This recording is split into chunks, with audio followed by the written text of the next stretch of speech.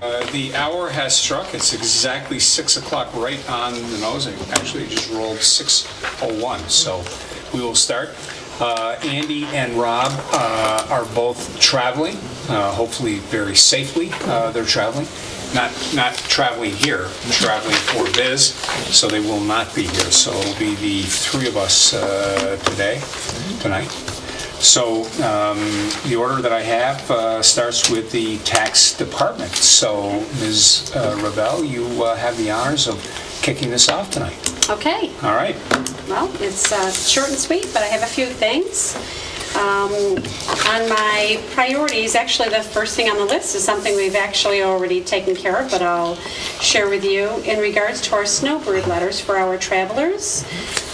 We did redesign our letter in a way that it's being mailed now mid-year, so we can cover both the town and county and school to be sure that our mailings are going to where people want them.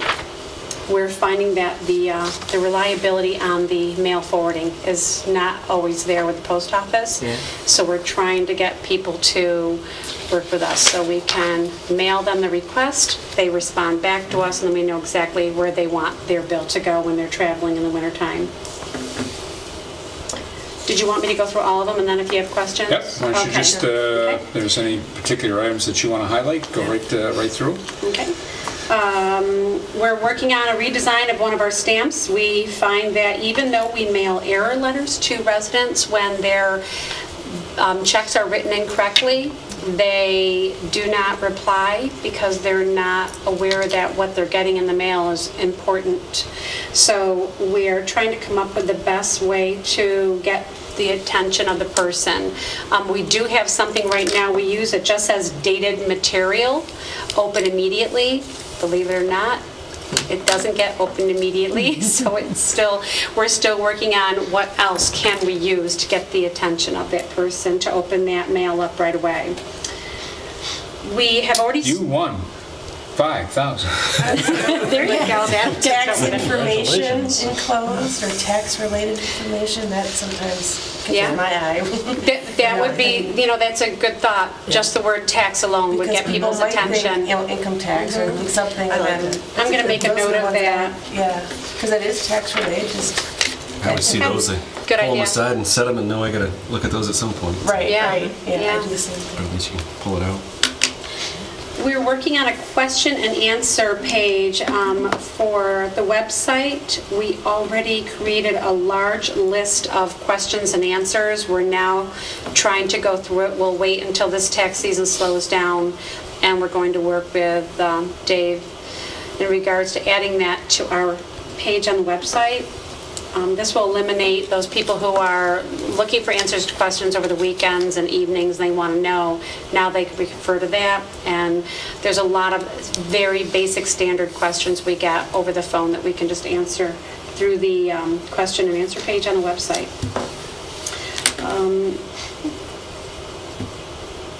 The last thing, and this would be our first tax season starting this, when the town and county tax bills are paid, we get 4 installments. We also get 4 stubs with a checkbox for each individual payment. We're trying to eliminate mailing 4 receipts. It's very costly, and envelopes, postage, printing, and we are hoping that we can eliminate the receipts until the very last or full payment. It will be a big savings. I understand that the way the bill was created was so that they could check the box to get a receipt. Sure. But maybe there's a way, if we get the word out there or even something on our webpage so people understand, we will be mailing a receipt, but once the final payment is made, because to do it for every single one not only is very time consuming, but also very costly. Can it be included in the letter that goes out? The text letter? Possibly in the letter, but see, the supervisor letter is now on the website. Okay. It doesn't really go out anywhere anymore unless they go online, or they pick it up off of the counter when they walk in. Okay. We used to mail it with the receipts. So, got it. Okay. So now we're not doing that.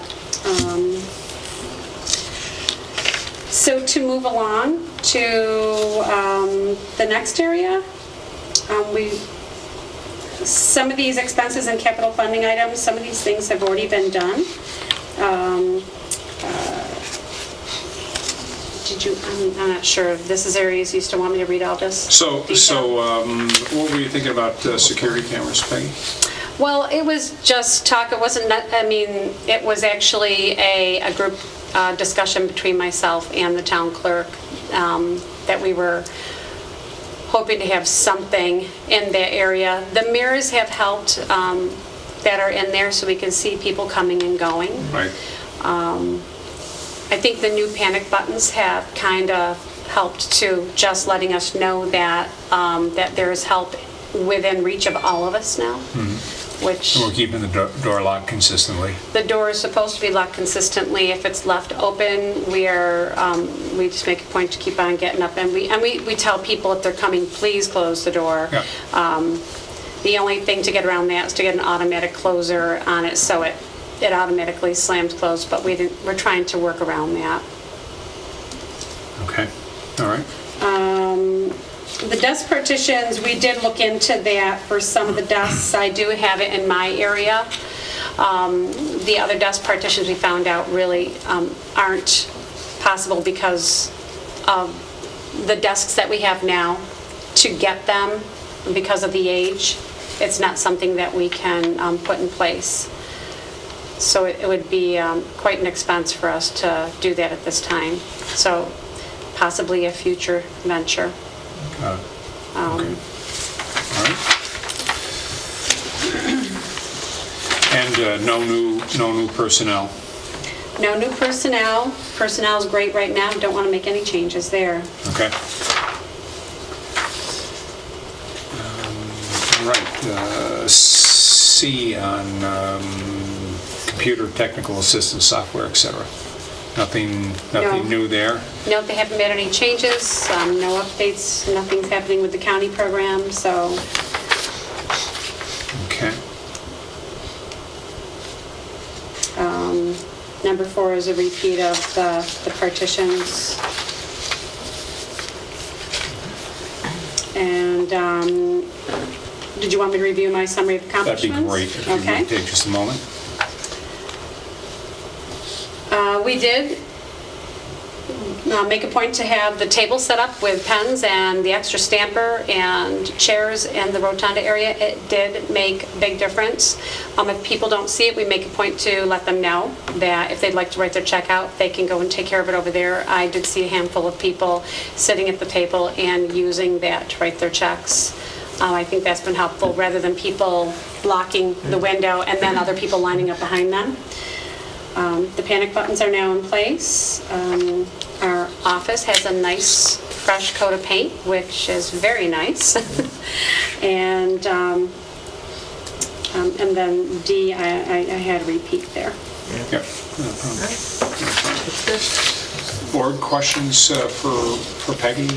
Questions, concerns, any additional information you'd like to see, anything like that?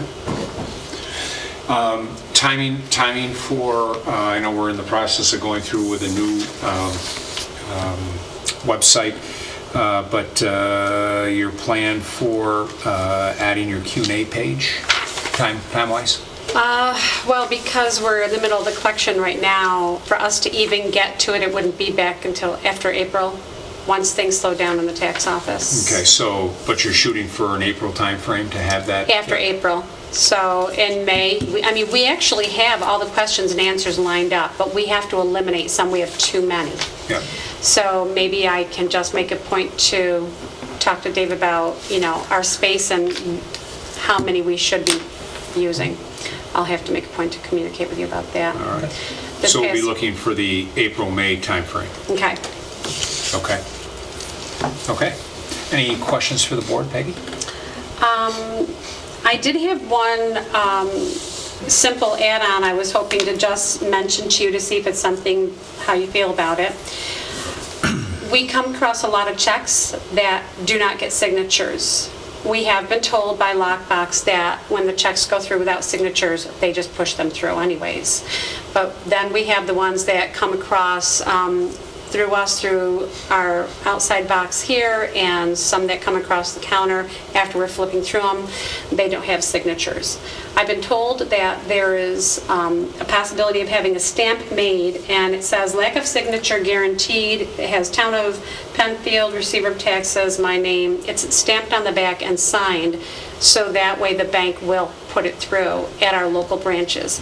I discussed this with another clerk receiver, and they've been doing it for 10 years, and they've never had a problem. Trying to avoid having to mail checks back to the homeowners and then have them come back knowing that the bank's going to put them through anyways. Just a thought. So I mean, that sounds like something, very easy that can be Yes. done. I mean, why don't we, just do that? Okay. And make that happen, and no reason why we can't have that done here by the end of the month. Yeah, very easily. Because I think Just, you could have a stamp made. yeah.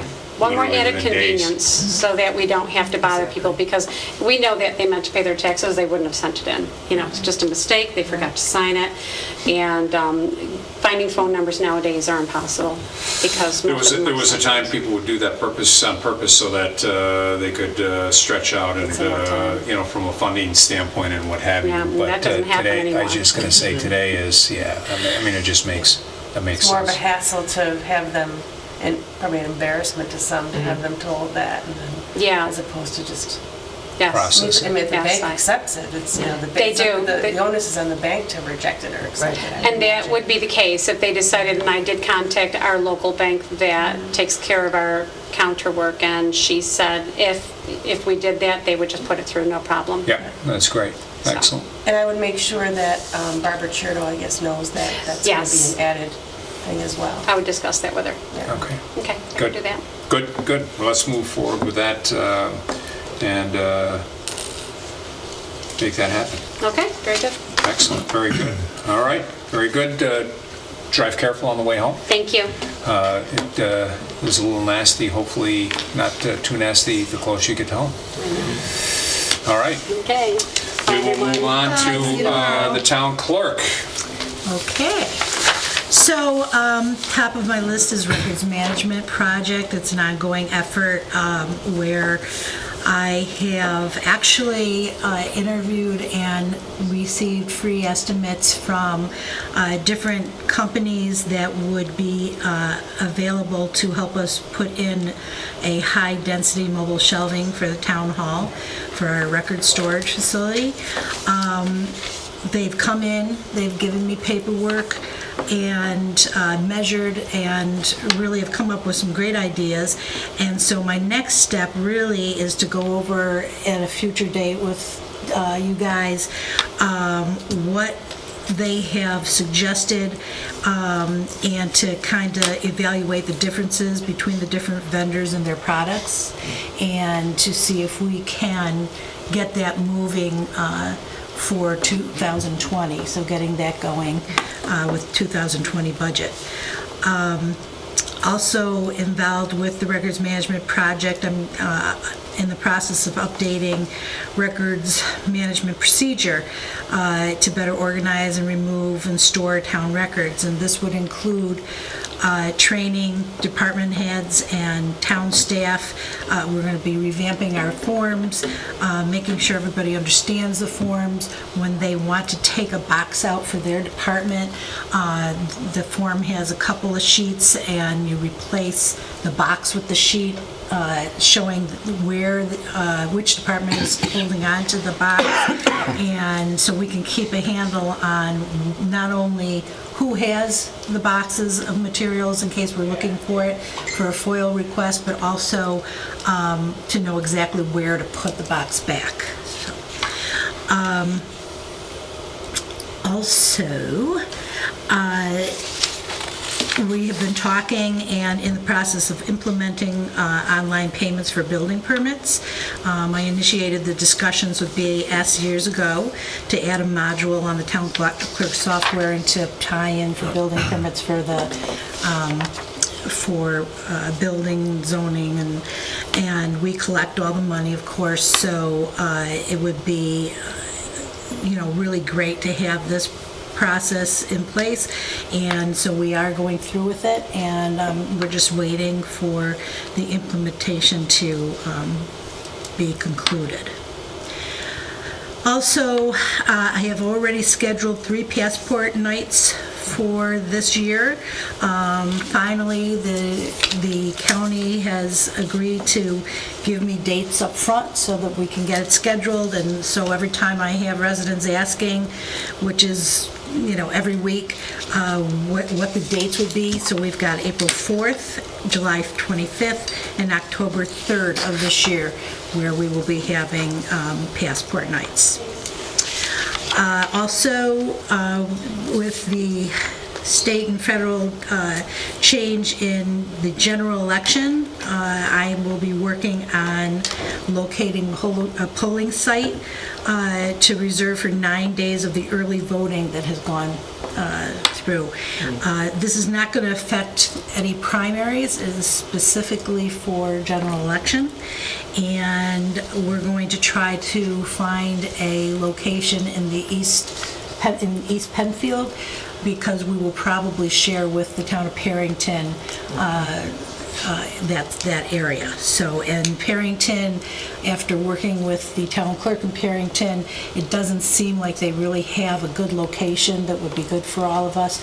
So I'm working with Doug French and Jim Costello on possibly somewhere in Penfield Plaza, in one of the storefronts that are vacant at this time. Also, in reference to our polling sites, I will be working with the Board of Elections in designing a better layout for a number of our polling sites, so there's a better flow of residents that would save some time as they come through, and then also make people feel more comfortable when they are trying to fill out their ballot so that others can't see what they're doing. I would like to work on updating the dog licensing operation to streamline the process that we use for maintaining delinquent dog licensing lists. Right now, we make, and I shouldn't say we, I should say our animal control officer will make phone calls when we generate the list in our office of what dog licenses are delinquent, and he will make 2 to 3 calls at a time.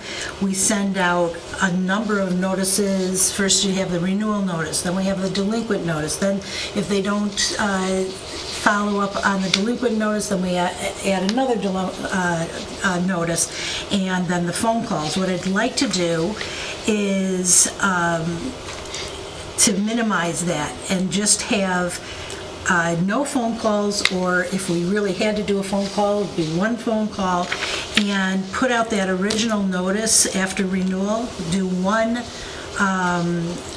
delinquent dog license notice, and it would be up to the dog owner to take care of that. It's been an issue. It's been a lot of money with stamps and envelopes, and the judges have not been happy with having to have them come into court, and then we're spending all this time in court, and then people come in after and pay, and then they don't have to pay the extra fees. So this way, it kind of makes them on top of it for themselves, and so that they can license their dogs and don't have to do all that extra hand-holding. I'm continuing the in-home notary visits for the elderly, people who have had accidents and are unable to come in. I've done some notary visits at some of the like Atria and Bay Wind when there were for some reason no notaries in the area. I will continue after-hours wedding ceremonies, and also accommodating residents who come to the town hall who can't get out of the car or really shouldn't get out of the car for handicap hangers, and so I will go out to the car and take care of it all there. I also do in-home visits for handicap hangers when it is necessary.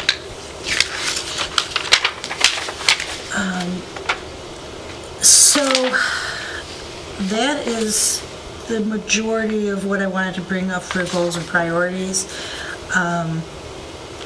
Personnel, I want to maintain our summer-winter intern. It's been working great with our scanning projects. Not only have they helped out in the town clerk's office, but also in a number of other departments.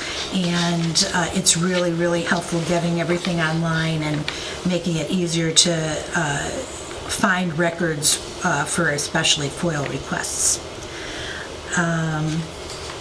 I will need help with the facility staff if we do go forward on the storage shelving.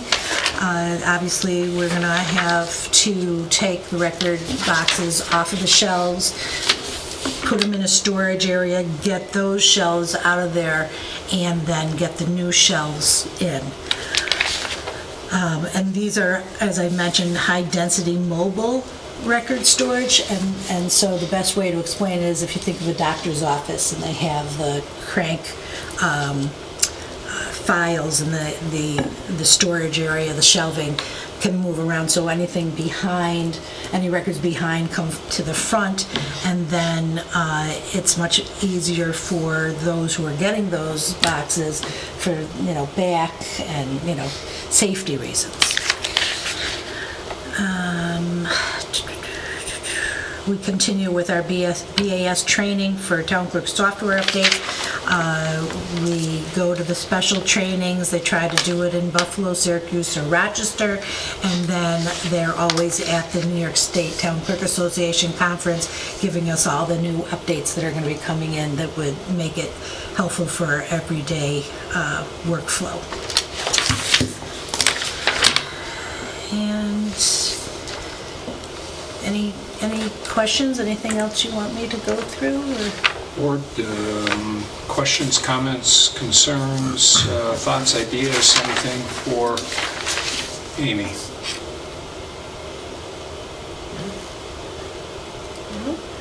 Looks good. Very comprehensive. Thank you. Okay, we'll let her get home to feed family and animals? Or just animals? Priorities. All right. Thank you very much. Drive careful. Thank you very much. Thank you very much. Enjoy the rest of the evening. We shall enjoy the rest of the evening. All right, drive careful. Very good. All right, it gets down to engineering and planning, or planning or engineering, so your choice. Whatever you got on top. I have engineering on top, I think is what we do. So if that works for you, sir, then we will move in that direction. Mr. Valentine. So his goals for 19, the EPA Phase 2 compliance is always kind of a top priority for us. It's a big, time consumer to make sure we're in compliance, keeping up with DEC and EPA regulations.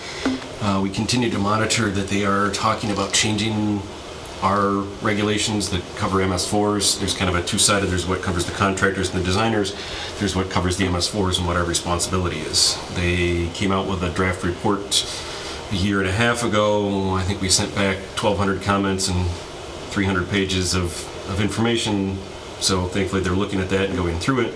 It was obviously a lot of additional costs for us, a lot of additional impact. They were talking about cleaning out every catch basin at least once a year. We have over 4,000 in town. They were talking about cleaning out some twice a year. That would obviously have implications of dedicating an entire DPW crew to do that full time. So there's a lot going on with that. So we kind of keep up to date on that. I'm a member of the County Stormwater Coalition and on the executive committee, which kind of helps to keep on the pulse of what's happening with that, as well as funding. Thank you for that, Mark. I mean, that certainly gives us some firsthand knowledge and input on that, which is key. Hopefully common sense Good to know what's prevail, coming down, so to speak, right? Yeah, we hope so, and hopefully our comments were well heeded to Okay. what the real costs are, and both time and money for us. Design and construction of drainage projects. We started on the Ellens Creek design last year. We just received a 60% set from Barton LaJudas. We've got to continue to review that, get that back to DEC and get that in for permitting. We're still working on some grant funding. Came and met with the board before. We're pursuing grant opportunities the best we can to fund some of those costs. The pond treatment program, we continue to work on that with the watershed committee. We've developed a new form, both for staff and residents, to kind of help rank, similar to the way we do transportation. Transportation, we look at, speeds on the road and different things. So obviously, anytime you look at something, it can be, a judgment call on it. So we're trying to get a little bit more of a mathematical method. So, as you look at it, you can score it. People can score their own pond if they have concerns outside their house. Submit it to us, and then obviously we'll come out and take a look at it, as well as the committee can review that as well. We have ongoing creek and stream cleaning, as well as working with the DPW to get those done, as well as submitting for new permits. So as we met with the board previously this year and kind of show, we try to keep on a continuous cycle to keep enough stuff ahead of them that they've got it, knowing that it takes a year, 2 years, or more in some instances to get the necessary permits to clean the streams and keep them open. And obviously, everybody knows drainage is a big concern, especially with all these rain on snow events we've had recently. We've seen an uptick in our drainage concerns with the ground being frozen. You get rain on top of the snow, catch basins are not open. We've had an uptick in that, so drainage continues to be a concern of the residents. And then obviously, keep an eye on the ponds and cleaning to keep us in compliance with that. Sanitary sewers, we're still coordinating with Webster on available capacity on their end of town. The supervisor and I have had meetings with them directly to talk about that and what and where we may have additional capacity at some point in the future. So just, I think, at our most recent meeting, just so that the board is aware, at this time, Webster is not accepting any additional flows. So anything that is developed that would logically or potentially go to Webster cannot. So they'll either have to wait or they'll have to look for alternatives. So Newfeld subdivision, does that go to Webster? Yes, it does. So they're still building? They have a letter for what they have now. Okay. So they're standing by the guarantees that they've put out there. The transmission lines are fine, so it's not an overburden on what's out there. The treatment plant is what has issues. So at certain times of day, peak flows after it rains, the sewer treatment plant exceeds their rated capacity. So they've got, I think, an $11 or $12 million project already in the works. I think they already have bid it out to do some upgrades to the treatment plant. Starting this spring. Bill Venno does not have anything at this point, no. Because wasn't he going to build? Yes, and he's contacted us regularly, and we've got a couple other interested parties in that area, and I say, it's not up to us really at this moment. We're waiting for something from Webster to say, yes, we now have additional capacity. And so what do you say to that? You just say that? I mean, that's... at this point. So they can't do anything until Webster... I mean, they could potentially build on septic. So we're not denying them development, we're just saying you've got no sewer capacity. So if they wanted to do a... But they wouldn't want to do that if there's so that's why hope for the sewers. Yeah, and that's why a lot of those developers are kind of been on hold. We've kind of got a lot of built-up potential out there for that. So other than the Newfeld current construction, what's the area that's affected in general? Then? Is it north of a certain General point? terms, north of Plank Road-ish. We've got some developers that are looking to go down Plank Road to the west. Right. We have sewer at the corner of Shoecraft and Plank, so there is sanitary sewer there that goes west, and then that goes So about into the... Plank and Jackson? Plank and Jackson, they're looking at going west as well. Okay. So, without an option to go north would be a little shorter run. They're looking at, in that area right now, you'd have to go west, past Chutes, and then kind of down the hill. So you got a little bit longer to run, but that's a cost-benefit analysis for... Because sometimes we do hear that, or we'll see on social media where people were speculating as to, well, there aren't any sewer, there's no sewer capability there, or, there is, or, so that's good to Yeah. know, just generally. Yeah, we do have sewer capacity, and I say the manhole at the corner of Shoecraft and Plank, there's a manhole there. It was put in deep, in order to facilitate development in that general area. But just kind of north of Plank, that area going north, for at least the short term, kind of have some restrictions. And that Constant monitor with flow Webster. there does not go to Webster. It goes to Pure Waters. Over on Shoecraft, yeah, Right. that bypasses Webster. I mean, Right. it goes into the interceptor, which then goes to Van Layer and gets treated separately. Understand. So we're looking at low-pressure sewer systems and detailing with that. That segues into the spec book updates. Staff's been going through that. We're just about done. So I would assume the board would want to take a similar approach to what we did with the last code update. Schedule some time at a work session, come in and sit with the board, kind of run through what our spec book proposed changes are, make sure the board's comfortable with them if you need more clarification to that. But again, that's TAP Building Department, Fire Marshal, DPW, other groups, so I can kind of chaperone that, and then if there's additional questions, bring those departments in. You got from a timing standpoint, you got a time that, I know you're working a lot of things with Shadow Pines, comp plan, the Allen's Creek and things like that, but if you guys earmarked a timeline that you're at least shooting for? I'm hopeful in the next month or two. Okay. We kind of had a little bit of a lull with the planning applications November, December, so that gives some opportunities. We use some of the PRC meetings to get all the information together. Excellent. I want to do one last run through on my own, make sure we've kind of got everything ready, and make sure it's a good document to share with the board. So I'll work with the supervisor to find a time coming up, maybe March or April. Run through those. It'd be nice to get those adopted before we'll have to do a public hearing. I was going to say, so But if we can get those in, next come in construction cycle. the new coming up for the season would be Yeah. good. Good. Yeah, very good, Mark. Floodplain management that continues to kind of grow and grow as we've had hurricanes and floods. FEMA's been out. The supervisor and I sat through it wasn't said to be an audit, but it pretty much was an audit by FEMA this year. Thankfully, we did well going through that, but I was surprised of how closely they looked at aerial photos. They had questions about somebody put it in a raised fill septic system in a floodplain area, which doesn't get permitted by the town. It goes through the health department, and we didn't notice that, but we made it through that.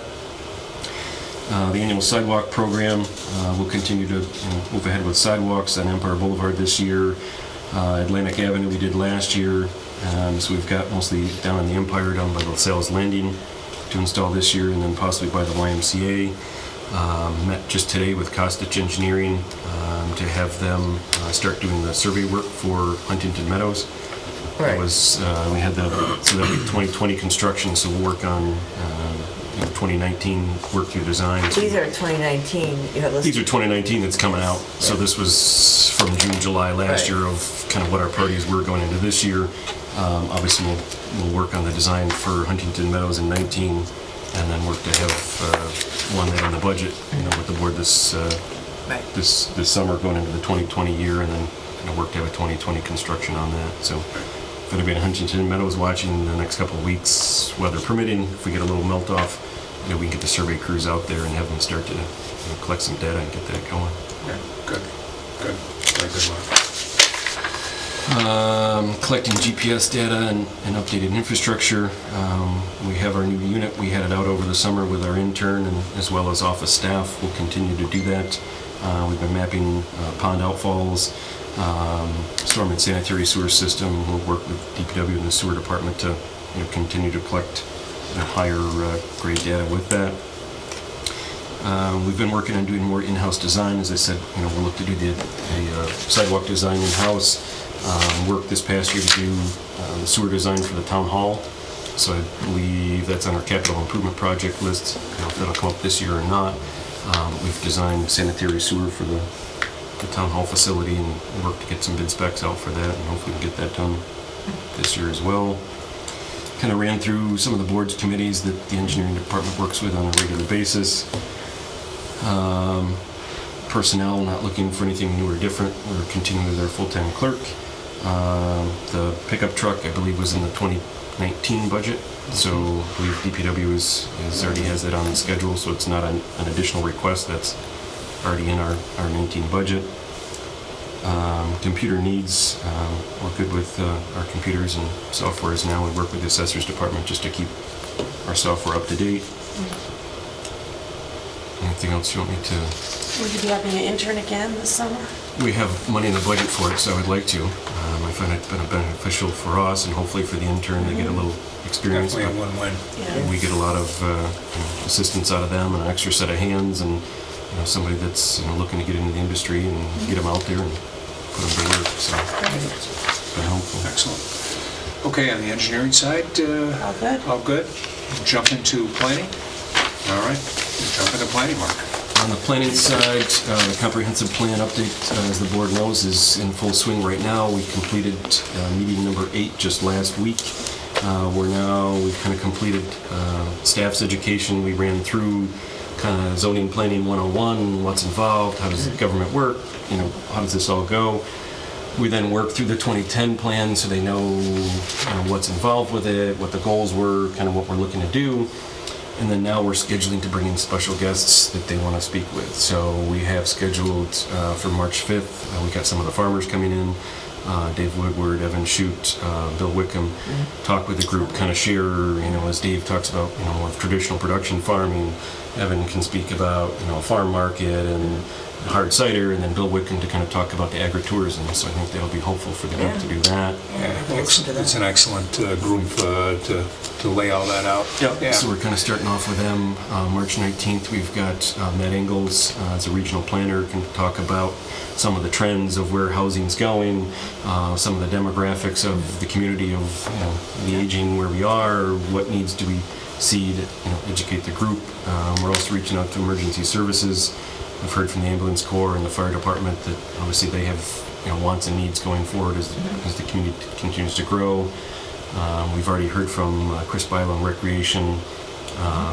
We've got a number of other groups we're trying to set up, so each meeting we'll kind of have a couple of guests come in and have an open conversation with the committee and kind of continue their education. And then hopefully as the weather gets nicer, we'll get them out and start looking at areas of town, and is there areas that I think it's great. I've actually heard from 2 people who are on the committee who just remarked to me how much they've learned already about development and what the town can or can't do, what the town has control over. I think if you're not in it, it's very striking and they're of what very we... engaged. They're on the committee because they're engaged in our community anyways, and it was very complimentary, and they were it's just a real eye-opener for Good. people, I think. Good. So great Yeah, job. it's been both committees have been great, and a lot of interaction and conversation. It's not just us. In the beginning, a little bit of us talking at them and kind of sharing information, but as we've gotten into it, got much more into the conversation. Implementation of mixed use. We've had 2 projects approved to this point.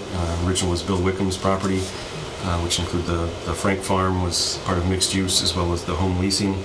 Was recently approved by the planning board.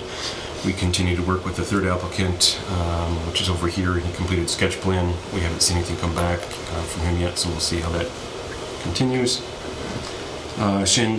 Shadow Pines Land Use Advisory Committee. Last night we just completed our 8th meeting with that group.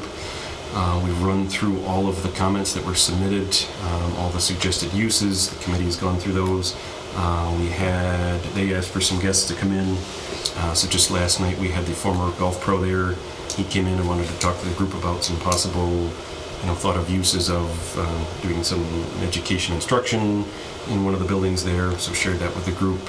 We also had GROC, which is the Genesee Regional Off-Road Cycling. They came in and spoke with the group about their thoughts, wants for doing some off-road cycling, so I thought that was a good discussion. Working with the group, I think they've kind of completed their review of the comments and stuff submitted. I think they've kind of come to a general consensus. So we're down to kind of just starting to write the document. Obviously, we've got more to go with that. Still trying to target the end of March as the board requested to get something to the town board. It'll be close, but our next meeting, I think we're going to dive right into the writing part of it, and hopefully look to have something to this board shortly. And thank you again, Mark, you and Kaz, for I was supposed to do the presentation this past Saturday for the indoor hike, the annual indoor hike. And, Oh, they did a great job. I pawned that off to Mr. Valentine, Mr. Costello, and I We know that, you weren't hiking. He was off hiking. I wasn't hiking. That's right. Well, So, thanks to Dave as well. He was Yes, instrumental in David. supporting us with yeah. Good with feedback mapping on that. and everything. So it was definitely a group effort to pull that together, but it was well Thanks- attended. Definitely thanks to the team for making that happen and for having my back on that. So thank you. Thank you, guys. And then, as we always have, continuing in-house training for the board members. State law requires, annual training for them, so we either provide that with in-house staff training, or we always have, there's the county series, that come up, dealing with seeker and some other stuff, so we work with the board to do that. Looks like it's going to be another busy year. We had 6 applications in already for March, with several others queuing up for April, so it kind of started off a little bit slow, but it was just 6 March applications. I think it's going to kind of take off once again. Continued training for our staff, which is ongoing. No requested personnel changes. No additional specialized software or any computer assistance on that end. I think we're doing pretty well with what we've got right now, and hope everything kind of stays as it is. Okay. On the planning side of things, for Mark, any questions, comments, thoughts, ideas, concerns, issues? We'll think of a few more things for you to add to your to-do list. Really? Very busy. It's got something going on, but it keeps me out of trouble. I was just going to say, idle hands, as they say, get themselves in You may want trouble. to move to the east side, though. Yeah. All right, Mark, thank you as always. I think you're off the hook tonight for town board. I think it's Mr. Costello, although It's the Costello show tonight. you're so- going to follow in the tracks of Peggy Revelle and get to the west side. All right, Mark, thank you. Thank you. Yep, appreciate it, as always, thanks. Safe travels. All right, last but not least is our friend Mr. Renner and PCTV and website updates, accomplishments, and priorities goals. Thank you. Feel like the last one on the bus. So just to look at the 2018 accomplishments, I'll try to summarize these and make them a little bit quicker. Through 2018, we provided direct support for the special bond vote. We're involved with the clerk's office as well as the Board of Elections through that process, and the town attorney and supervisor.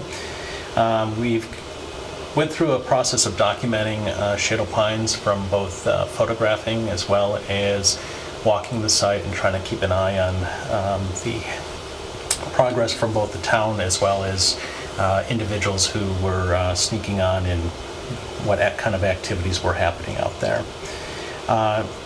Increase in the special meeting coverage, we did see that, of course, with Shadow Pines. There was a number of new meetings that came to us, and then special reports with the process of coming off the moratorium and then going into the Shadow Pines land use committees and the other bond votes. There was a number of data tables that we've collected online through input, and then we would manage that data for the various boards and committees to provide them with that information. Independence Day, Memorial Day, kind of a staple, but always 2 big events for us to assist with recreation on those. Website, obviously ongoing maintenance and improvements are always in the works. We did expand our capabilities for live streaming for both the town meetings as well as field productions. So we did clean up some of the encoding systems that we had and then expanded to allow us to actually be able to encode in the field so we can stream directly from the field back to both online and to the cable system. Support pages for the website. That obviously is without mention for all those other lovely projects of for Shadow Pines. The big one this past year was to do the prep and the research for the RFP. That took us some time to get through, but I think we did our due diligence through the prepping process and then getting a good RFP out and coming back with what we felt was a good vendor to work with into 2019. That was an excellent process, a lot of hard work by the team that you put Put together. a big star here next to that, just to Thank you. because that was just great, and I think it really touches upon every department at every level, and it was, I think, exciting to finally kind of see that next step of communications that we seem to kind of try to put our finger on, and we're not quite sure because we don't have maybe the background or the technological knowledge that you have, and that was just, I mean, you didn't miss anything on that. That was great. Thank you. Thank you. Shared services, we have always had a partnership with the Penfield Central School District. Last year, we were called upon to assist them with training some of their faculty as far as the equipment that we had installed for them. And they did have a staff member leave their program and then went back over and actually assisted them with actual coverage and then training their new staff member to take over again. It's been a nice partnership. We feel that with students using that type of equipment, it opens up opportunity for us to potentially look at summer help, bringing some students across. Monroe County, we continue to support the legislative branch of the government to keep their meetings on the air and keep that open to the public. PEG access meetings, this is something that's been kind of on-off, but seeing the change in technology as well as what has happened in the industry as far as digital cable and the pressures that PEG is seeing for accessibility. Well, we did get that launched again, and now we are having monthly meetings to have some real true topics of discussion for what we can do to improve, but also what can we do to consolidate services where financially appropriate. Good. So let's look at 2019. Of course, the big one here is Internet Accessibility and Communication Services and the website. The joining of 4 websites, the library, recreation, the town, and the TV services to bring them together is part of this project, though. Library's current website that is being hosted by the Monroe County Library System is coming offline in May, I believe it is, May, June. So in the process, we do have to build a temporary site for them because the new goal for the new town sites will not be completed in that time frame. So right now, we started off actually today with a kickoff meeting with the various teams and the departments. We're going to do some fine tuning, but we're going to be working forward to get their temp site up as well as designing the new ones. Document management system, we've talked about this in the past. As part of the RFP process for the website, we were looking into that and seeing what we could possibly do to build into there. I know Ann Buck has been working on a couple things with the supervisor. I don't believe anything has been finalized in that format yet.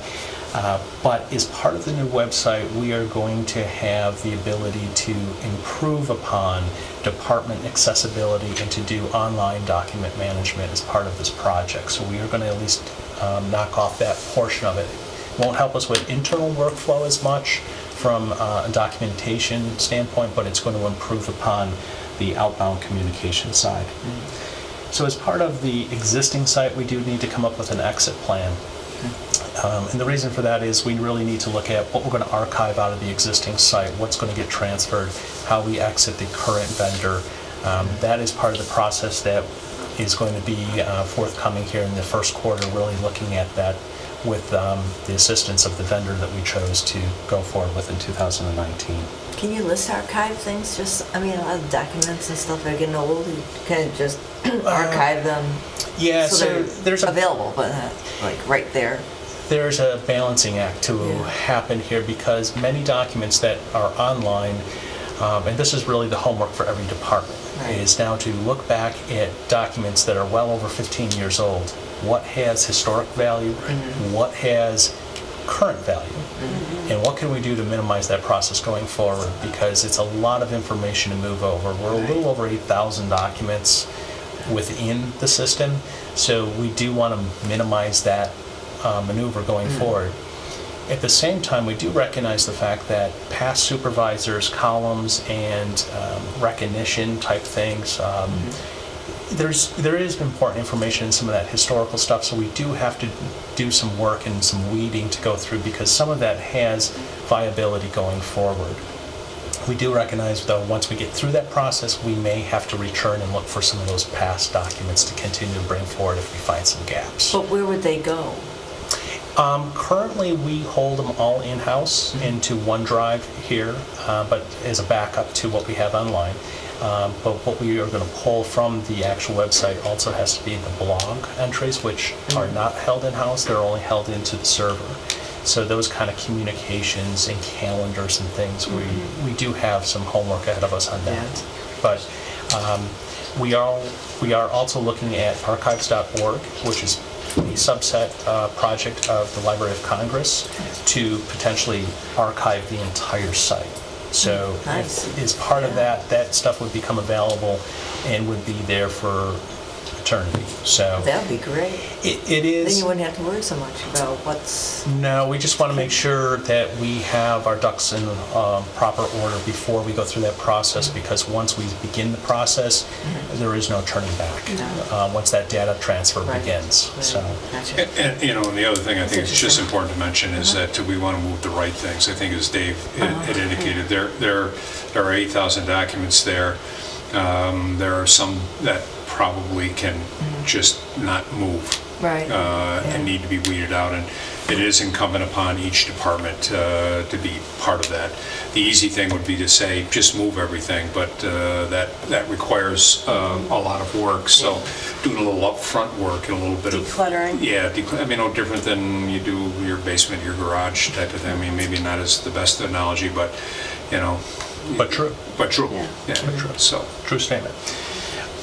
So with supervisors' help to communicate with the department heads to help encourage that process is going to be an important one for us. Ongoing training in regards to the website is the fact that once we get launched, we will have a core team that will be basically a train-the-trainer type scenario, that will go through a high-end, and that we will work as a trickle-down to the other departments to continue to provide support ongoing forward, if you will, kind of having a call center will be the call center for those other departments, given the availability that they will have now going forward to actually make their own edits and changes. Social media. There has been an aspect of Facebook and Twitter we've been using for a number of years. We did secure the user IDs from various other social media systems, be that Instagram, not Facebook, but Snapchat and some of these others. Yeah. We have secured them. We've had a little bit of an issue that departments with those IDs began to utilize them. We have asked them to stop using them because we cannot properly manage them with security protocols to be able to track what's happening with it, let alone the fact of if somebody communicates back, how that is being handled, and which is a very important workflow to be able to watch. Yeah. So as part of going into 2020's budget cycle, we're going to ask to look at the purchasing of a social media management system. And that will allow us to manage what we have for outbound as well as what's inbound through one portal. So we can see it both in and out. Yeah. Once something of that nature is in play, then we can open up the door, if you will, to these other outlets to continue to expand the communication path going forward. But at this time, we've asked those departments to stop with those other accounts and just stick to Facebook and Twitter at this Didn't know time. they hadn't. Never even seen them. Yeah. That's okay.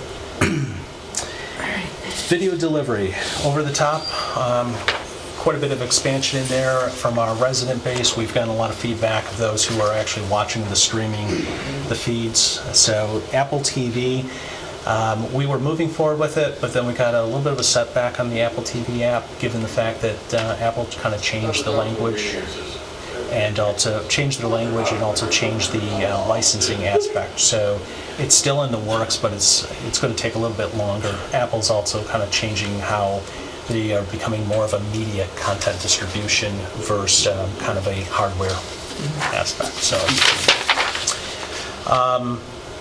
also to research in this area is closed captioning, going on with ADA and looking at those with hearing loss or hearing difficulties. I think it's important for us not to lose sight of some of those meetings we're covering. This year we'll be on track for over 100 meetings, to not focus in and help to provide that kind of information forward to those with difficulty hearing, I think is important for us to continue to research and move forward on. Cable franchise is an ongoing one for us with the town attorney and the supervisor. The drone program, that's something that's going to be new. That's something we have not presented, but we've been kind of crawling before we would walk with this. We do need to create a drone policy for the town as far as how we will manage flights as well as manage the content that comes in from the capture. Partnerships, continue to collaborate with the surrounding governments and agencies around us to see what we can do to collaborate when possible.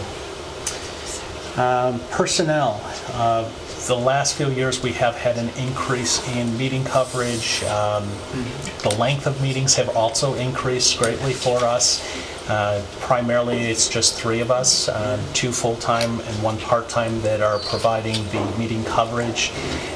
From a succession planning, it's important for us to look at, as well as it's important for us to make sure that we have appropriate coverage in the event of illness, sickness, and occasional vacations. So that was approved as part of the 2019 budget. It's in HR right now with preparing an announcement for posting. Expense and capital, website rebuild, of course, is going to be the big one in front of us this year. Studio lighting project, the studio light grid is from 1988. We do have some concerns with electrical on it. Those items that have worn out we have removed, but we do need to address doing some replacements there. Cable franchise renewal, that's under the attorney side, but still something for us to keep in front of us. Production graphics computer, that one is from 2009 and has unfortunately started giving us some anomalies in the last 2 months here, so that's one we've kind of moved up to possibly be this year if we can swing it. If not, we may have to push to 2020. But looking forward to the 2020 budget, the production trailer, which is basically a trailer with an air conditioner on the top of it, we move the equipment in and out to set up. That one is from 2005. We've realized that we have exceeded the weight rating of the axle on that and need to do something to make that DOT legal. Field cameras are from 2010. They have served us well. They have hundreds of hours, if not some of them a couple are reaching 1,000 or more, so those are due for replacement as well. And then, of course, the social media management system. Specialized support, outside vendors, contractors to assist with the website, facility engineering as needed within our system, our department's operations. And then the website vendors and third-party web portal services. As part of that project, we've identified that we're going to be working with those entities that provide us portal use to help to redesign into the new site. Legal, cable TV, and the franchise renewal. Drone, I should have added that one in there. Ongoing specialized training. Society of Broadcasting Engineering, we do meet with the Rochester group periodically when the subject matters kind of cross path with what we're doing, and it warrants opportunity for us. We do participate. Regulations and responsible operations for drone. Continue to advance knowledge in various office software products and encourage cross-training between departments. As you know, we work with every department on the website side, but we also, through that process, get to kind of see how individuals use the other office products when they're delivering content to us, so we try to help when possible. Major projects that involve other town departments, website, social media, just about everything AV. We are touching that from across the town-wide departments. Internet services technologies, media AV, drone aerial imaging, mapping. We started working with the engineering department on some of that. Sound system setups with the Independence Day, Memorial Day, and amphitheater events for recreation. Archiving documents, and that is always growing with the more documents we got. And of course, data networking and internet data systems between our facilities department and Synergy. Okay. Questions or comments for David? Great job. Great job there. All right. All right. A lot going on. A lot going on. I'm Thank you, excited David. things, actually. Thank you. We'll take just a minute or so break. We'll let some adjustments be made for you to get downstairs and to get some others at the table, and then we pick up with our work session. So, all right, good. David, thank you. Thank you. Appreciate it.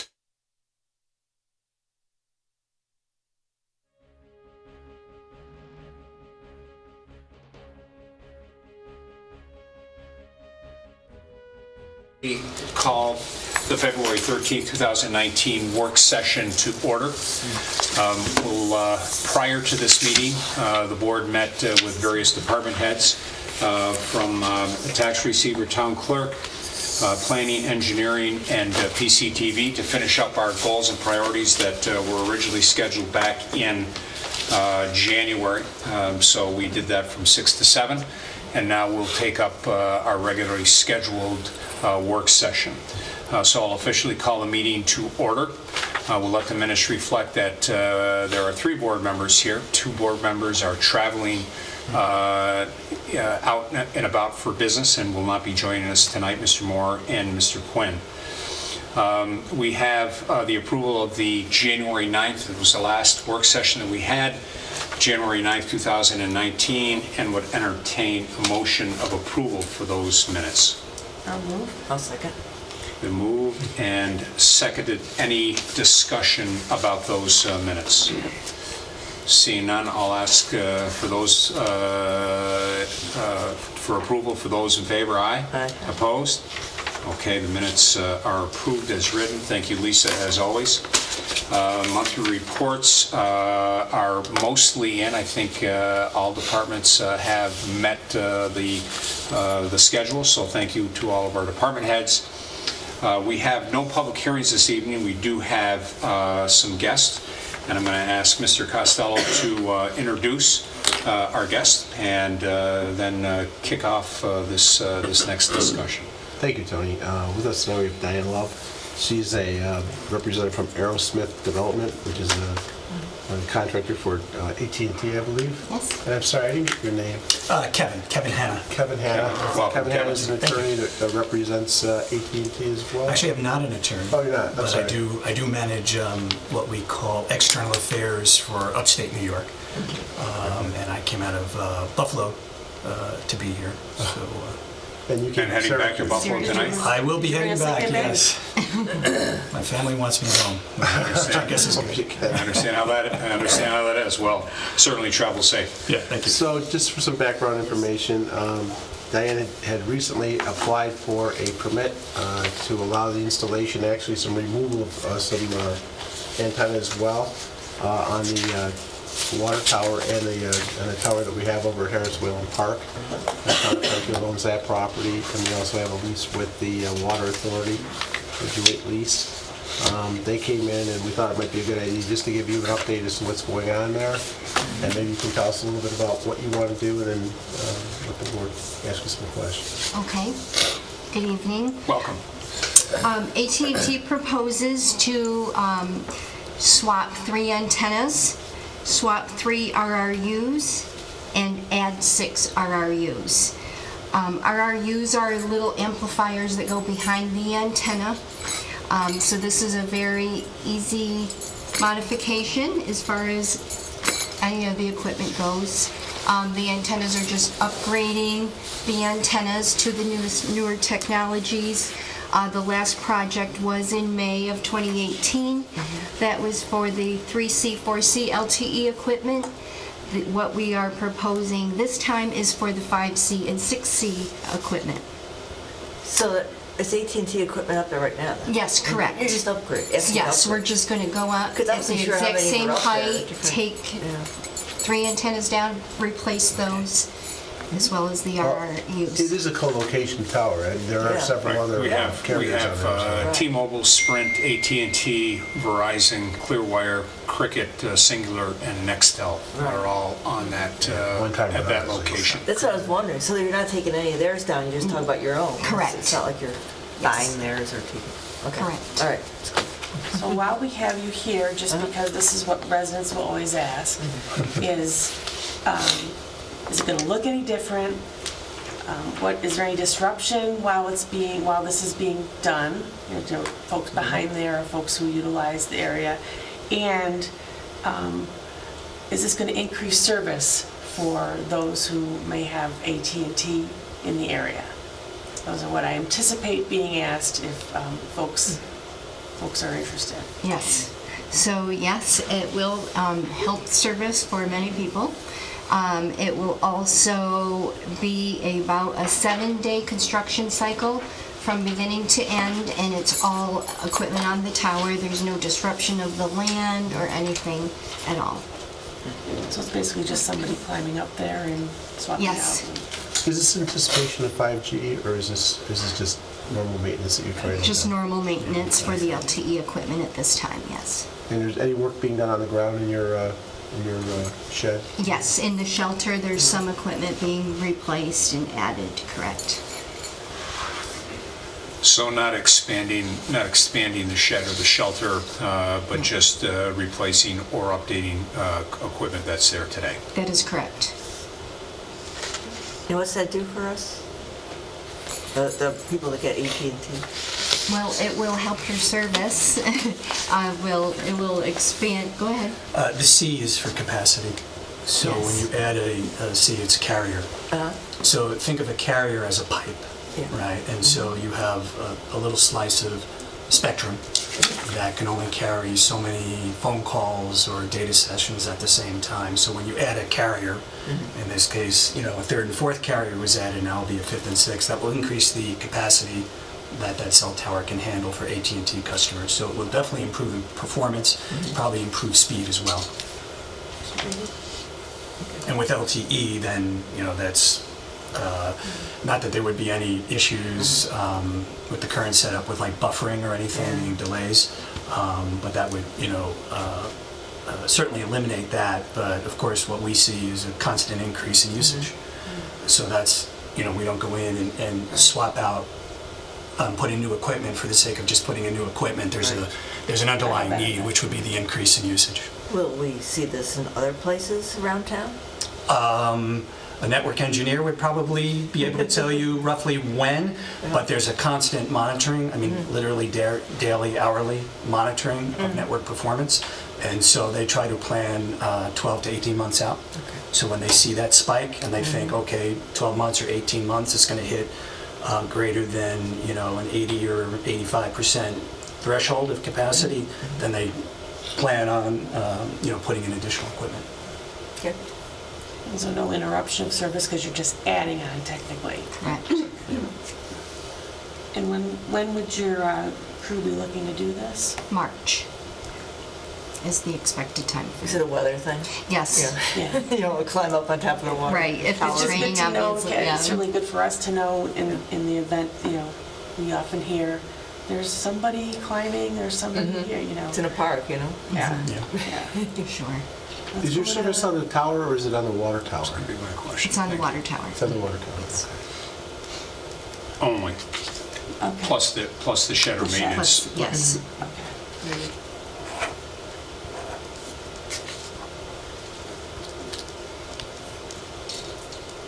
So recently, there has been obviously a lot of things in the news as it relates to health and health concerns that that you get from RF, and so there is. I think if you take a look at any media outlet, you can find pros and cons, and I think there's a lot of information, data, studies, et cetera, that is out there. So from that question that comes in to the town officials to say, okay, by making this change, by making these upgrades, what potential impact does that have to my health or the health of the surrounding community? Right. The answer is none. And I, depending on how much time you want to spend, I have lots of documentation I can leave with you, but I could go through it. It'd be good. But the bottom line is there have been over 25,000 studies on RF technology. So not only in the U.S., but in Canada, North America, South America, Europe, Asia, right? So this has been extremely studied. The technology is not new. The RF technology has been used ever since walkie-talkies in World War II. But obviously there's a proliferation of towers and obviously people carrying cell phones. What I have with me are documents from the FCC that will explain, and I'll go through, I'll highlight some of the key points. So, Okay, that'd be great. Thank with your you. permission, I'll hand them out. I brought a lot of I was copies. going to say, give us a couple extra because I want to make sure other two board members have them. So I brought a dozen that's or 11 of each, and I can also email them if you want. That's an FCC document, and then one is an AT&T document, which kind of summarizes what the documents have or where this material is coming from, right? Just so that you can always go back to the source material. But I'll walk you through it because it's the question, quite honestly, doesn't come up that often anymore. It used to 20 years ago. sure. But we take it very seriously, and we want all citizens to be comfortable.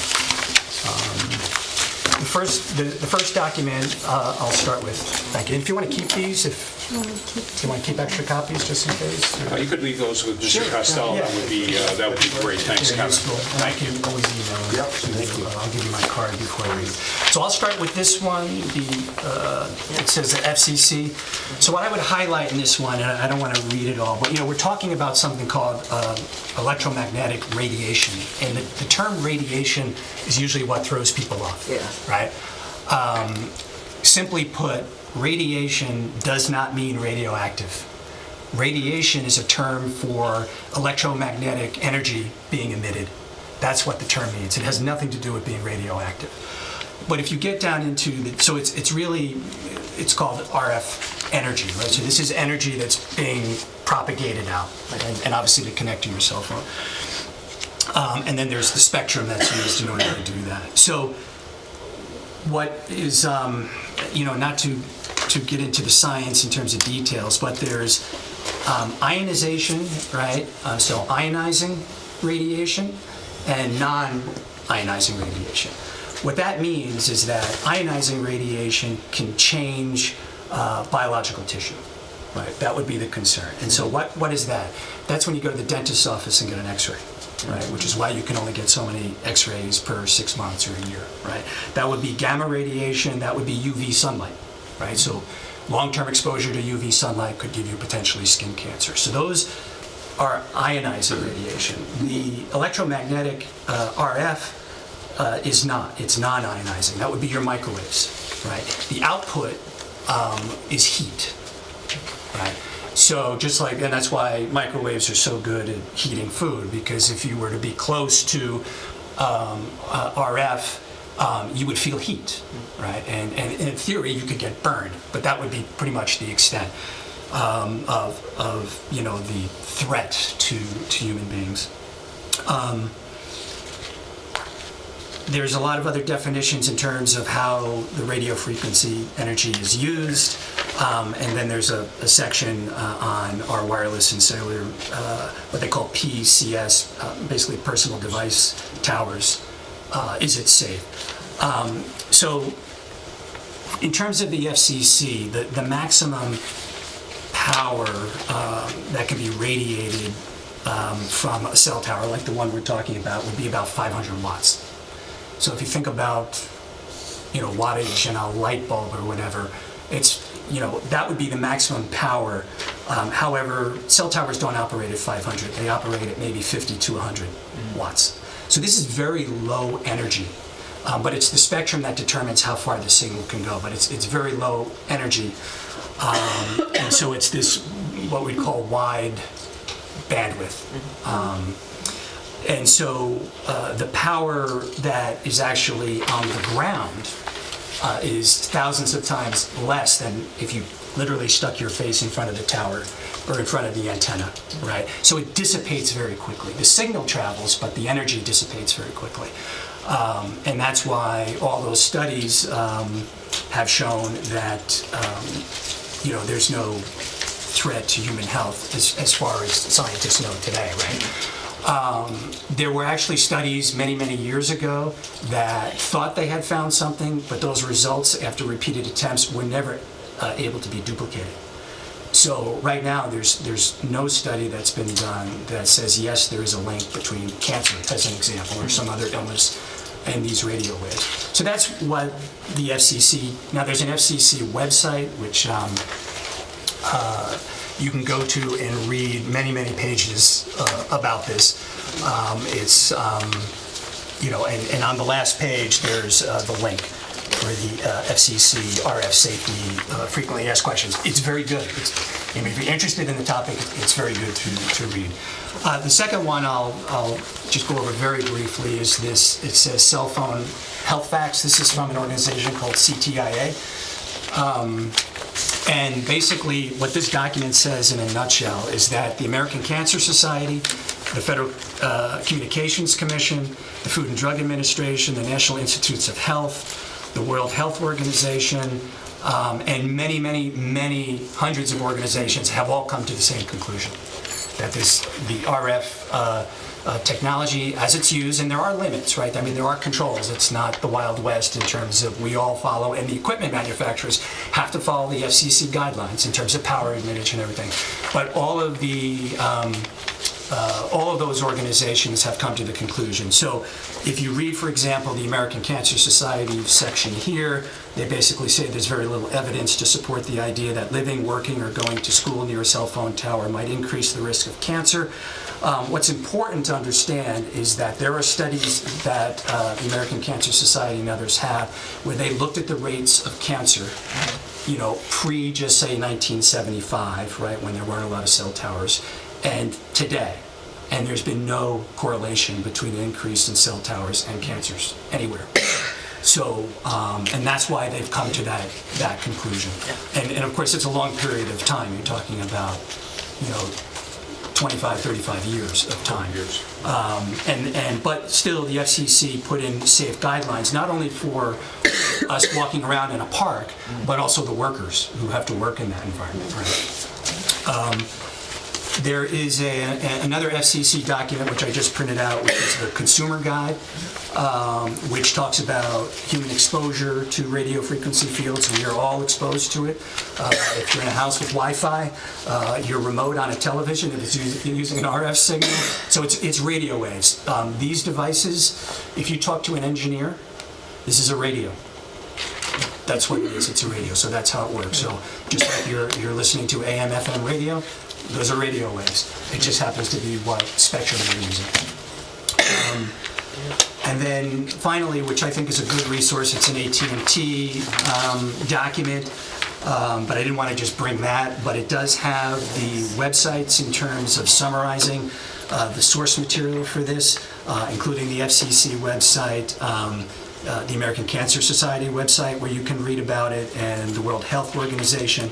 And obviously, I have to state that, yes, we do absolutely follow all the regulations surrounding and all the FCC guidelines around, the installations of all of the antennas, whether they be in building, what we call DAS systems, which are digital antenna systems, we have small antennas, or the macro towers, as we call them, or eventually small cells.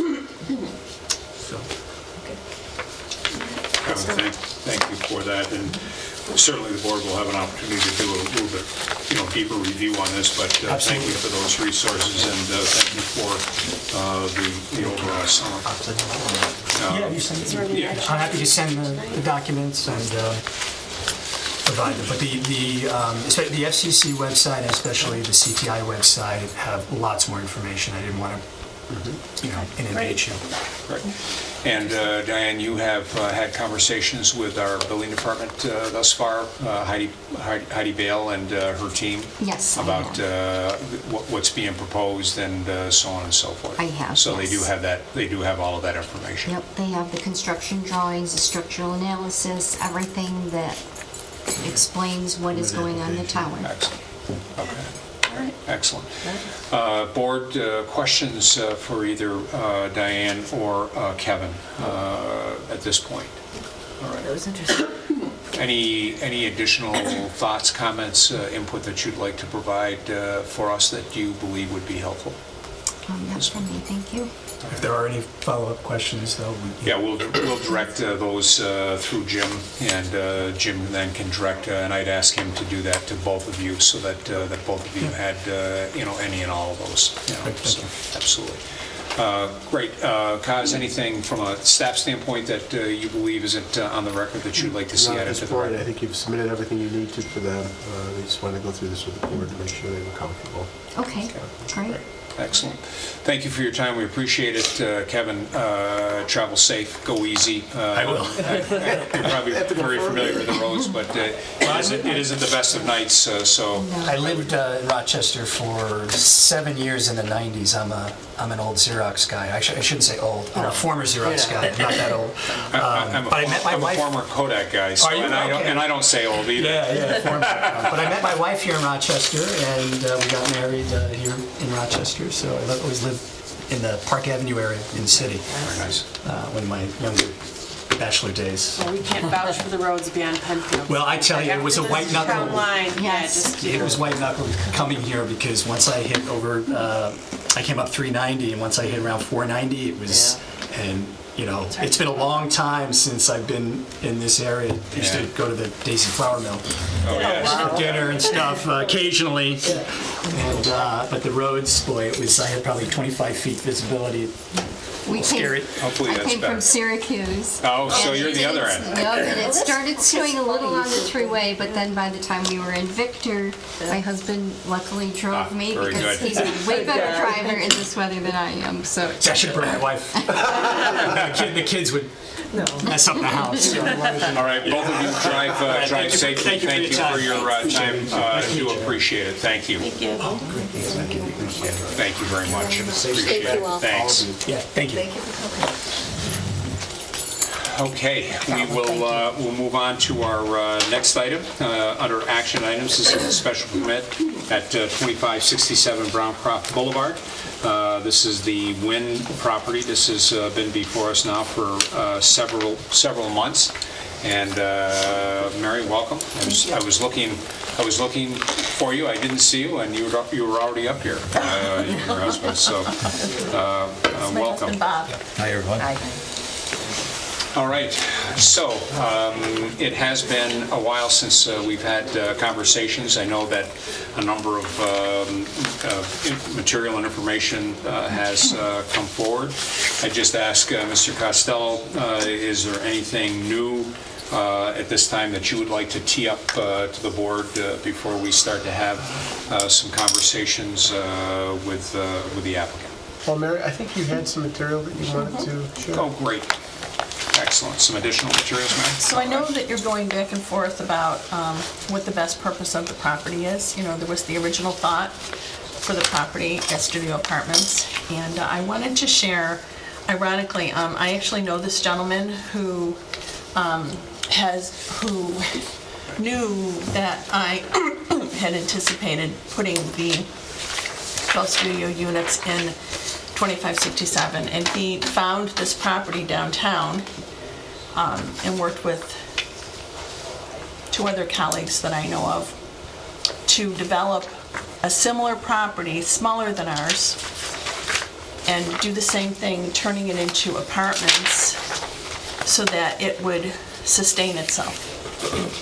So this, if I recall correctly, this was in the real estate section, Yep. I think is where I first saw the real estate section here a while back, a month or so ago.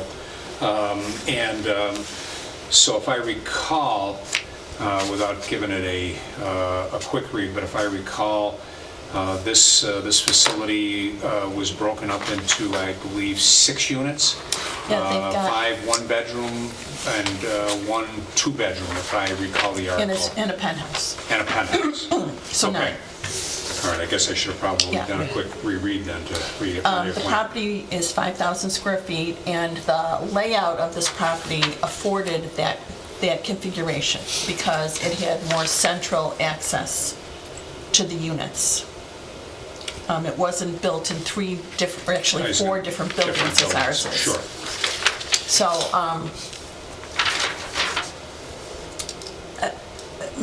the reason I'm bringing this to your attention is that this trend is happening across the country. You know, fortunately, there is a sentiment about retaining these historic buildings. There's a recognition that it's important to remember the past, Sure. but also to create a viable environment for these units to sustain themselves. And again, you know, my experience since 1986 has been working, you know, I've been renting property since 1986. And I shared with you my experience with Nick Sirenese telling me, Mary, if you don't want to have any more evictions, create a population that will be the right population for you to not be evicting people all the time. Find your sweet spot. And for us, it is single unit apartments. The individuals in these single unit apartments for us are not partiers, they're stable, they come, they create the kind of rental environment that is very easy for Bob and me to manage and would be very easy to replicate.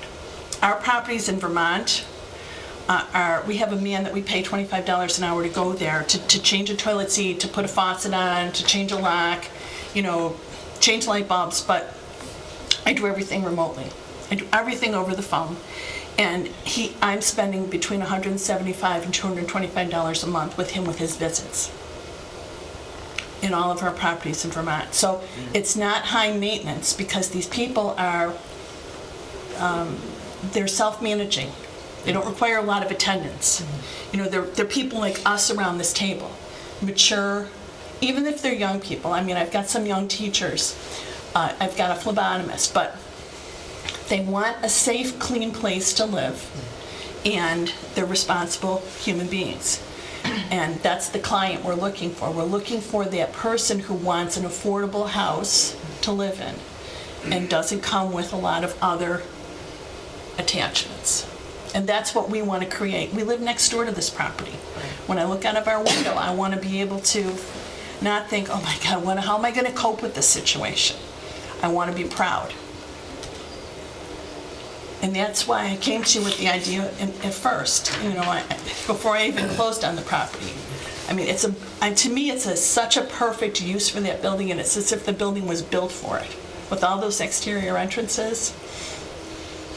On this particular building down in Cornhill, Mary, so it talks about the 6 apartments, and then it talks about the 1 penthouse.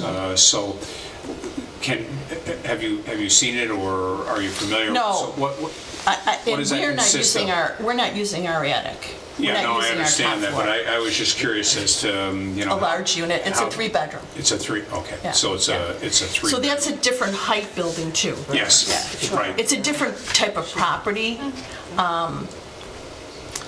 And they're also not, I mean, for me, I have so much long-term experience with this because we have young adults in our family. We have 5 children.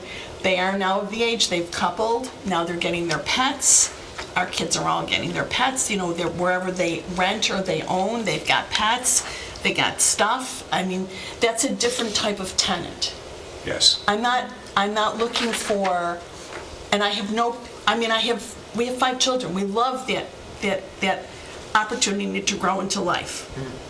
But the tenant we're looking for is a more mature, less assets or less stuff, A minimalist. a minimalist, possibly, and I actually ran an ad. I ran the ad for the building. I put the building in, and I ran an ad that it was being renovated, and I have the ad.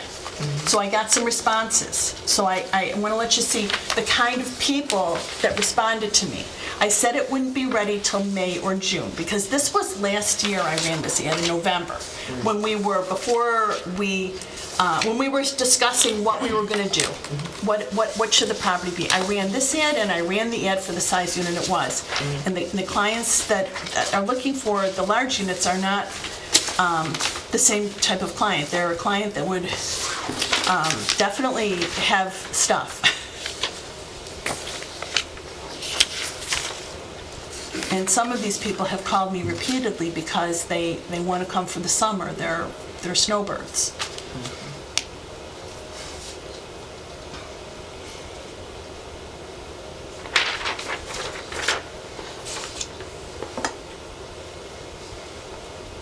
And I took the ad down after I got some responses because, I just wanted to have you have an opportunity to see. The people that are looking are the kind of people that you want to have come into Penfield, people who will spend money in Penfield, people who I would want to live next door to. So apartments like this, it doesn't say that they're transient. I don't want to do what has been done in this property. You still want to have I would like to have, short-term is if I'm going to rent for 3 months, it's going to be very high rent because it's a very inconvenient for me. You don't want the vacancy either, or the possible vacancy. Yeah, I don't suspect I would ever have, I have never had vacancies. Even in Vermont, I've got a house in Henrietta where we rent, we always have a waiting list because kids love the house that we're in. There's no partying, we clean it every week, they love living, their parents love living with us. They love going through their career at RIT in our building. They love that. So I don't suspect I would have vacancies, but it's more the person who's here on contract, like someone who might come. You see these people, they're starting a career. They're in PA school, or they're doing their internship. It's like a 3-month, 6-month. Sometimes I guess you could get a 3-month. I get some summer kids at RIT who they're coming here for internships because they go to school someplace else. We're not really near college here. We're near Fisher, Nazareth, so we might get some graduate students possibly. We probably would get people that might be doing internships like Xerox or who does the munitions? U of R, Harris Communications. Harris Communication. We may get those kinds of people. I don't know because I don't know when the units are ready, who's going to be looking, or what the needs are going to be. I know that U of R does bring a lot of. They're like visiting people. Because in Springfield, we're always getting calls for visiting people. I won't rent to them. It's 3 months. And they come in the middle of the month. They want to rent from the 12th till like the 19th of 4 months later. I'm not into that. When you start at the beginning, I don't care what date you show up. You start at the beginning. You pay for your spot. Right. Okay, come when you want, but you start at the beginning and you end at the end. And that's just the way it is for us. And we're very strict. We don't rent to smokers. They're not allowed to vape. They're not allowed to have candles. And they're not allowed to have overnight guests without written permission. Our lease is very strict. We have a very compliant client base. If I may interject, Sure thing, Mary and Rob. I have been doing this for over 30 years, and we have got a very, very stable business model. And it's taken us a while to create this, but we have found that it has been so successful. We have units up in Vermont. I've worked on all of them, and there's not one of them that I would not live in. Right. We take great pride. Mary and I, on some occasions, traveling when we lived in Connecticut and driving up there, and then living in Rochester and driving up there may have been a temporary vacancy. We'd have to get it cleaned up and ready to go for the next tenant. We would stay there. There's absolutely, we have no apprehension in terms of doing that. So over the years, working it so successfully, we know that we could carry that here. It's worked. So if you've done this, I apologize. Have we seen your lease or a sample of your lease, Mary? Well, I change my lease constantly, but I can give you samples of my leases. I have a lease. I mean, I can send you samples of my leases. I just changed my lease that if they move out before their term is up, they have to pay for the rate to find a new tenant. I just did that because I had someone who got a different job, and I take first to last and 1 month security. Okay. Unless it's less than 5 months, and then I take all the pay up front. Got it. And I still take a security.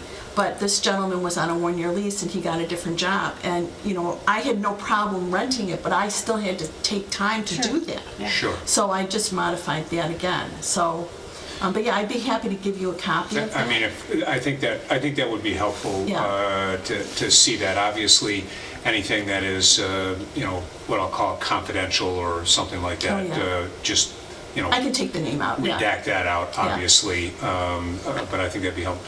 And then, what is the average? What would you say is your average stay? So if you take a look at your rental properties that you have. Typically, what is your average stay? So you've got somebody that comes in. I come in, and basically I've got my clothing and I've got a few of what I'll call personal knickknacks, because you've got everything furnished. I think is what you have indicated. Everything is furnished. So all I have to come in is with my basics. So what would be a typical average period of time that I might, you would expect, or you see that folks lease from you? So our college house, we have had kids stay as long as 3 years. Okay. Because their first year, they usually have to stay at RIT. Okay. We have had kids come back. We'll have we have 2 boys now we only rent to boys there. We have 2 boys that came back because they went for their internship. So, at RIT, you have to do 1 or 2 internships, and then they came back. And we'll have a lot of kids that'll refer people. So, I mean, we have some kids that stay just 1 year, but we have a lot of kids that stay 3 years. Multiple years. Now, we're in our second, at 31 Orchard Street, we're in our second year with Cameron. He's a teacher and a coach at the high school, and now we got another boy that is, I call him a boy, he's 23. I'm with you. Yeah, our kids are boys. Right. He's teaching at the high school, so he got a referral when we had an opening. So I don't know how long they're going to stay. I mean, Cameron loves his apartment. It's the size of these apartments, but for him, it's perfect because he's got a very busy life and he wants a clean place to stay when he comes home. He doesn't have a partner. He just wants to come in and crash. He wants to have a clean, healthy, and particularly in Springfield, many landlords will rent. They're not concerned about. They're concerned about rent, but not who the client is or the other tenants in the building. We're very conscientious about the other tenants in the building, so we don't have any problems with drugs. We don't allow smoking, so they like living there. And we have one woman, she's been there 11 years. Okay. So that's kind of your, what I would call she's our longest. I mean, your longest. She texts, and she doesn't drive, and she texts me, they haven't come to plow yet because she's home. So, and then she loves her new plow guy, and I'll text him, I'll be there in 20 minutes, and then she sends me a text, he plows. So, it depends, but we just got a guy in the back because the other man moved out, and he's a short term. He broke up with his girlfriend. He also teaches at the high school, and he only plans to stay through June, maybe. He thinks he might move back home to Lowell, where his family's from, in Massachusetts. So it just depends. I mean, I will take a good tenant if it's short term, because I want to have a good tenant. I'd rather have a good short-term tenant than someone that I'm taking a bet on. Right. Or can't get rid of easily. That's a good point. Yeah, it's the worst thing. Because we do own 2 single-family houses up there too. We've had one guy there for 17 years.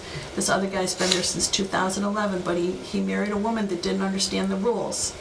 We had a little bit of a battle, but he's paying all the legal fees, he's paying all the back rent, and he's got a 29-month lease on that. So, I mean, they want to live in our buildings because we take care of them. And we're not one to say, well, that's too bad, that's water over the dam, because we're very firm on our convictions. We have everybody else depending on you to be that way. Right, yeah, and I mean, like those 2 single-family homes are in a neighborhood. Right. We have to have good tenants there. Are these other places that have similar layout? You got an unusual property. Oh, This- 31 Orchard Street is, this property, Not this one, our I mean, your property is property, very your own unusual, property, yeah. but I felt like when I walked through it, it seemed perfect. 31 Orchard Street, similar. It was Governor Hartness built his mansion, and then he built homes all around it in the square for his children. So we have Lena Pond's house. Lena married a Pond. So, and there was a lot of dealing because we got some weird property lines and stuff like that, but that's the yellow house I showed you. Yes. That has 8 units in it. So, This is really helpful as far as the court, and I know this house exactly because I used to work on South Plymouth. And so I think it helps as far as our deliberation because, sometimes when you use the word transient or short-term, even short-term sometimes has a negative connotation for some people. It scares Yeah. them. So clearly you're not looking to do an Airbnb at all, where that I would be don't- something where, if there was a condition that you are not doing Airbnb. absolutely not. Okay. No. I mean, we have a house in Sodus we rent, a vacation home. And now that house sleeps 26 people, so that's a big house. That's And different. we will only do that for a minimum of 7 days, even there, Now, but I have an experience with it now because we've done it, but. Trial and error. But we have that on VRBO, and that's right on the water, and, that's a different kind of client. I don't want, like, when you see these things on TV where they have people coming in and they have the romance, design. Or the Airbnb where it's so impersonal, where it's just you sign up and the owner doesn't, you don't even see the owner and there's a lockbox. No. I think that would be probably some of the concerns that would be alleviated by a condition such as that. You just reminded me of something that I was thinking about. In your place in Vermont, it sounds like it was kind of an exclusive area with the governor's. At one time, yeah. Did the community that you worked with to get to the site, did they set any controls or No, regulations out there? in Springfield, what you get to decide what you're going to do. But their situation is a fire hazard because a lot of people don't keep their properties up. I mean, properties sell for a lot less than they could be worth because they're really not very well. Our properties are very well kept, which is why our tenants stay. But you have to register the number of people that live in the unit and the configuration for the fire department. The big thing in Springfield is how are we going to get in there if there's a fire? Because not a lot of people even have good windows. Like, we have all new windows in our buildings. So, The original windows or close to original windows would be tough sometimes. well, and in this specific building, not the one that they did, but ours, we are rehabbing the original windows, but there's a lot of access to get to outside. So, but the point in Vermont is we didn't have to get approval to do any of that. We never have a problem.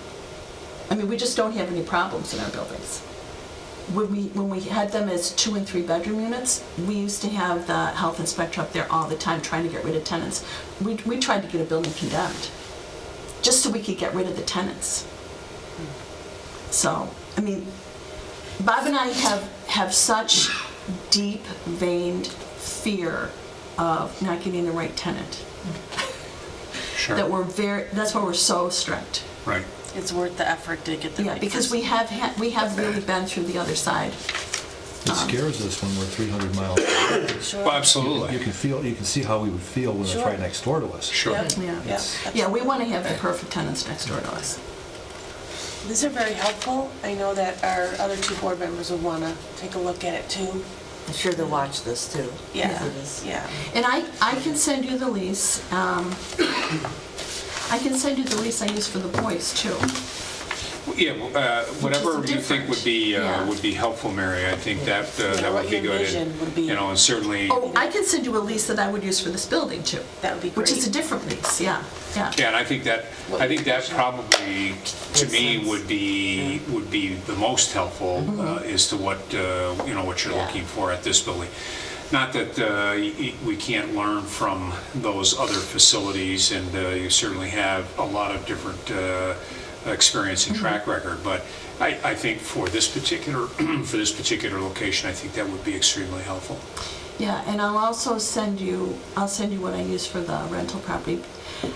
Because in that situation, we got an idea when we rented a house in Anacortes where she asked us for the names and the birth dates of everyone staying in the house. So like if we were to have a rental unit where we application. had more people, but I really don't want to do long-term with a lot of people. I mean, I pray to God that you don't ask me to do that because I mean, we've been there and I know where it can go and I'm not up for it. I'm really not. Like I'm up for the kind of tenant I'm looking for. Okay, all right. I think this is, just echo Councilwoman Metzler's comment, this has been very helpful. I think this has been very good, excellent. Thank you.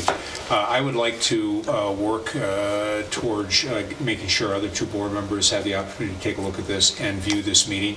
And then what I'd like to be able to do is work to a final solution at our next work session at the end of this month and bring this to a logical closure. Thank you. I did want to just share this. Absolutely. Because this is not really about our building, but I want to share.